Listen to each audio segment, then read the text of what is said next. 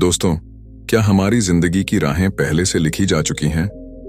क्या हमारी किस्मत हमारे हर कदम का फैसला पहले ही कर चुकी है, या फिर हम अपने कर्मों से उस लिखी हुई तकदीर को बदल सकते हैं? यह सवाल उतना ही पुराना है जितनी यह दुनिया। हम में से हर इंसान अपनी मंजिल पाने की कोशिश में लगा रहता है, लेकिन जब रास्ते में रुकावटें आती हैं, जब मेहनत के बाद भी नतीजे नहीं मिलते, तो कहीं ना कहीं दिल में यह ख्याल जरूर आता है कि क्या यह मेरी किस्मत में नहीं था। लेकिन रुकिए, क्या यह सच है कि हमारा भाग्य पहले से तय है? अगर हाँ, तो हमारी मेहनत का मतलब क्या है? सोचिए, अगर भाग्य पहले से तय होता तो क्या इंसान का संघर्ष, उसकी मेहनत, उसका सपना सब व्यर्थ हो जाते? फिर क्यों कोई बूढ़ा किसान अपने खेत में खून पसीना एक करता है? क्यों एक माँ अपने बीमार बच्चे के लिए रात दिन एक कर देती है? और क्यों एक साधारण आदमी अपने छोटे छोटे सपनों के पीछे भागता है, गिरता है, फिर उठाता है, हर मुश्किल से लड़ता है? दोस्तों, आज की इस अनोखी कहानी में हम उसी रहस्य को जानेंगे जो सदियों से हमारे मन को बेचैन करता आ रहा है। हम उस चक्र की गहराई में उतरेंगे जहां भाग्य और कर्म की शक्तियां आपस में टकराती हैं। क्या सच में हमारी किस्मत किसी अदृश्य ताकत के हाथों में बंधी है, या फिर हमारे कर्म ही हमारी तकदीर का निर्माण करते हैं? तो तैयार हो जाइए इस रोमांचक सफर के लिए, क्योंकि यह कहानी सिर्फ एक सवाल का जवाब नहीं, बल्कि हमारे जीवन के हर छोटे बड़े फैसले पर गहरा असर छोड़ने वाली है। तो दोस्तों, सुनिए इस कहानी को अंत तक। शायद इस जवाब में कहीं आपके अपने जीवन का रहस्य भी छिपा हो। तो चलिए इस रहस्यमय सफर की शुरुआत करते हैं। नमस्कार दोस्तों, हमारे YouTube चैनल में आपका दिल से स्वागत है। दोस्तों, बहुत समय पहले की बात है। आरव एक सामान्य परिवार का लड़का था जो एक छोटे से गांव कस्बा में रहता था। उसका परिवार मेहनती था, लेकिन आर्थिक रूप से संघर्ष कर रहा था। उसके पिता किसान थे और उसकी मां घर का ही काम करती थी। घर में छोटी बहन भी थी जो पढ़ाई कर रही थी। अब ने हमेशा अपने परिवार की हालात सुधारने का सपना देखा था।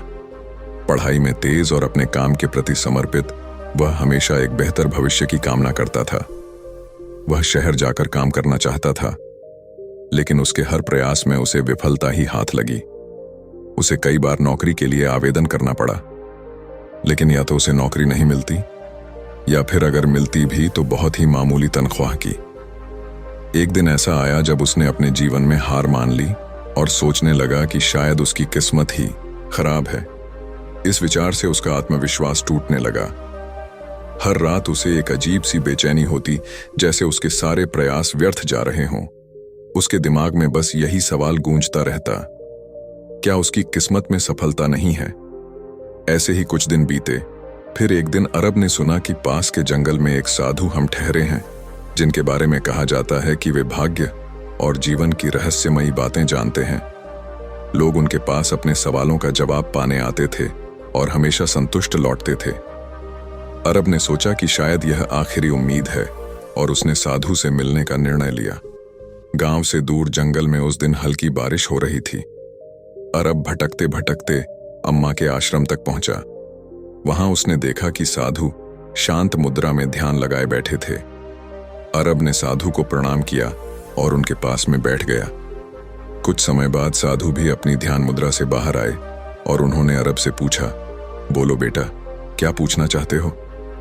अरब ने अपने थके हुए मन से साधु को अपने जीवन के संघर्ष और विफलताओं की कहानी सुनाई। अम्मा ने उसे ध्यान से सुना और मुस्कुराते हुए कहा, क्या तुम अपने भाग्य को जानना चाहते हो? अरब ने थोड़ा झिझकते हुए हामी भर दी। साधु ने उसे 7 दिनों तक अपने पास ही रहने का निमंत्रण दिया और कहा, 7 दिन तुम्हें यहां एक पेड़ के नीचे ध्यान लगाना है। हर दिन तुम्हें एक नई चीज दिखेगी जो तुम्हारे भाग्य के बारे में कुछ सिखाएगी, लेकिन तुम्हें धैर्य रखना होगा। साधु की बात सुनकर अरब कुछ सोच में पड़ गया। अरब सोचने लगा कि जीवन में सब कुछ तो करके देख लिया, पर कुछ हासिल नहीं हुआ। क्यों ना एक बार साधु जी की भी बात मान करके देख लूं। साधु ने अरब को देखा और बोले, बेटा, किस सोच में डूब गए? अगर तुम्हें अपना भाग्य जानना है तो तुम्हें रुकना पड़ेगा, अन्यथा तुम यहां से जा सकते हो। साधु की बात सुनकर अरब बोला, बाबा जी, मैं रुकने के लिए तैयार हूं, पहले दिन अरब ने पेड़ के नीचे ध्यान लगाया तो शाम को उसने एक बूढ़े आदमी को देखा जो वहां आकर फूट फूट कर रोने लगा। बूढ़ा व्यक्ति अपनी बीमारी से जूझ रहा था और अपने परिवार की मजबूरी की वजह से इलाज नहीं करा पा रहा था। यह देख अरब को अपनी मुश्किलें बहुत छोटी लगने लगीं। उसे लगा कि शायद उसकी परेशानियां इतनी बड़ी नहीं जितना उसने सोचा था। फिर दूसरे दिन एक किसान पेड़ के पास आया और उसने अपने सूखे खेत के बारे में विलाप किया। किसान ने सालों मेहनत की थी, लेकिन बारिश के अभाव में उसकी फसल बर्बाद हो चुकी थी। उस किसान को देखकर अरब को प्रकृति की मार के बारे में पता चला। तीसरे दिन एक युवा मां अपने बच्चे को गोद में लेकर आई और भगवान से अपने बच्चे की बीमारी को ठीक करने की प्रार्थना करने लगी। उसकी आंखों में विश्वास और धैर्य झलक रहा था। यह देख अरब को महसूस हुआ कि चाहे कैसी भी परिस्थितियां हों, विश्वास और धैर्य रखना बहुत जरूरी है। चौथे दिन एक बूढ़ी महिला आई जो कई वर्षों से अपनी बेटी से मिलने की राह देख रही थी।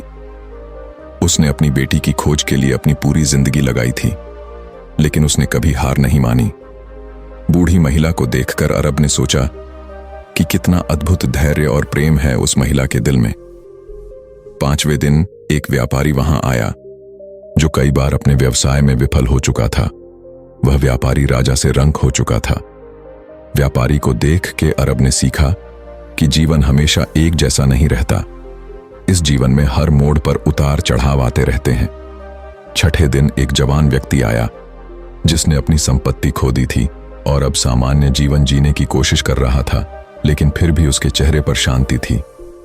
उसे देखकर अरब ने जाना कि असली सुख और शांति केवल चीजों में नहीं, बल्कि संतोष और संतुलन में होती है।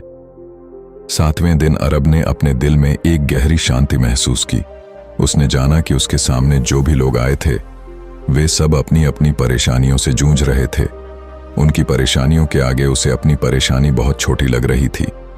अब अरब को समझ आ चुका था कि मुसीबत सबके जीवन में आती है, पर उससे लड़कर जीतना हमारे हाथ में होता है। अरब को धैर्य, प्रेम, संतोष, प्रकृति की मार, आत्मविश्वास, शांति और इच्छा शक्ति का बोध हो चुका था। साथ ही उसे इस चीज का भी ज्ञान हो चुका था कि जीवन स्थिर नहीं है, इसमें उतार चढ़ाव आते रहते हैं। आज दुख है तो कल सुख भी होगा, और अगर आज सुख है तो कल को जीवन में दुख भी आ सकता है। उसको समझ आ गया था कि परिस्थिति कैसी भी हो, हमें उससे घबराना नहीं चाहिए, बल्कि आत्मविश्वास के साथ उसका सामना करना चाहिए। जब 7 दिन पूरे हो गए तो अरब साधु के पास पहुंचा, और अब अरब की आंखों में एक नई चमक थी, जैसे उसे अपने जीवन की कई अनसुलझी पहेली का जवाब मिल गया हो। लेकिन उसके मन में अब भी एक सवाल रह गया था, जिसका जवाब वह साधु से जानना चाहता था। अरब ने साधु से कहा, महाराज, मैंने इन 7 दिनों में बहुत कुछ सीखा। मुझे समझ आया कि हर इंसान अपने अपने संघर्षों से जूझ रहा है और किसी का जीवन आसान नहीं है। लेकिन मैं अब भी यह नहीं समझ पा रहा कि क्या मेरी मेहनत और धैर्य से मेरा भाग्य सच में बदल सकता है, या फिर सब पहले से तय है। साधु ने अपनी गहरी शांत आंखों से अरब को देखा और एक मधुर मुस्कान के साथ बोले, अरब, भाग्य और कर्म एक ही सिक्के के 2 पहलू हैं। भाग्य तुम्हारी जिंदगी में रास्ते बनाता है और कर्म उन रास्तों पर तुम्हारे कदम बढ़ाते हैं। यह सच है कि कुछ परिस्थितियां पहले से तय होती हैं, लेकिन तुम उनके प्रति कैसी प्रतिक्रिया देते हो वह तुम्हारे कर्म पर निर्भर करता है। साधु ने एक उदाहरण देते हुए समझाया, मान लो तुम्हारे भाग्य में एक ऊंची पहाड़ी के सामने आना लिखा है, एक रुकावट जो तुम्हें रोक सकती है। अब तुम्हारे पास 2 विकल्प हैं। एक विकल्प यह है कि तुम इसे देखकर हार मानकर वापस लौट जाओ। दूसरा विकल्प यह है कि तुम उसे पार करने की कोशिश करो, चाहे उसे पहाड़ी पर चढ़ना पड़े या उसके इर्द गिर्द रास्ता बनाना पड़े। तुम्हारे कर्म तुम्हारे रास्ते का निर्णय लेते हैं, और यही वह शक्ति है जो तुम्हारे भाग्य को भी बदल सकती है। अरब ध्यान से सुन रहा था। साधु ने अपनी बात को आगे बढ़ाते हुए कहा, याद रखो, भाग्य का लिखा मिटाना आसान नहीं, लेकिन सच्चे निस्वार्थ कर्म और धैर्य के साथ तुम इसे मोड़ सकते हो। यह धैर्य ही तुम्हें कठिनाइयों से लड़ने की शक्ति देता है। कई बार जो चीज अभी तुम्हारे लिए ठीक नहीं होती, उन्हें समय पर ही मिलन होता है। फिर साधु ने आखिरी सीख दी, अब असली भाग्य वही है जो हम खुद अपने कर्मों से बनाते हैं। जो अपनी कठिनाइयों में धैर्य रखता है और अपने कर्मों में सच्चाई रखता है, उसका भाग्य भी उसके लिए वही रास्ते खोलता है जो उसके कर्मों का फल है। इसे समझना ही असली ज्ञान है। अपने कर्मों में विश्वास और धैर्य का सहारा लो और फिर देखो कैसे तुम्हारा भाग्य तुम्हारे हिसाब से बदलता है। साधु की इन बातों ने अरब के दिल और दिमाग में एक नया विश्वास जगा दिया। उसने महसूस किया कि उसके पास अपने जीवन को बदलने की शक्ति है और वह अपने कर्मों के जरिए अपना भाग्य भी बदल सकता है। इस अमूल्य ज्ञान के साथ वह साधु को प्रणाम कर वहां से लौटा, मानो उसे अपनी जिंदगी की राह मिल गई हो। इस अंतिम संदेश ने अरब के जीवन को नया अर्थ दे दिया कि असली भाग्य हमारे धैर्य और कर्मों की देन है। तो दोस्तों, हमारी इस कहानी से अगर आपने कुछ नया सीखा तो इस वीडियो को जरूर लाइक करें। दोस्तों, हमारे चैनल का उद्देश्य है कि हम रोज आपकी जिंदगी में ऐसी कहानियां लाएं जो न सिर्फ आपको सोचने पर मजबूर करें, बल्कि आपको एक नई प्रेरणा और दिशा भी दें। अगर आपको यह कहानी अच्छी लगी तो अपने दोस्तों और परिवार के साथ इसे जरूर शेयर करें ताकि वे भी इस ज्ञान का लाभ उठा सकें। और हाँ, कमेंट में हमें बताएं कि इस कहानी से आपने क्या सीखा या क्या महसूस किया। दोस्तों, आपके लिए एक जरूरी सूचना यह है कि हमारे चैनल पर रोजाना ऐसी ही प्रेरणादायक, गहरी और जीवन से जुड़े कहानियां मिलेंगी। तो चैनल को सब्सक्राइब करें और नोटिफिकेशन बेल को ऑन करना ना भूलें। धन्यवाद।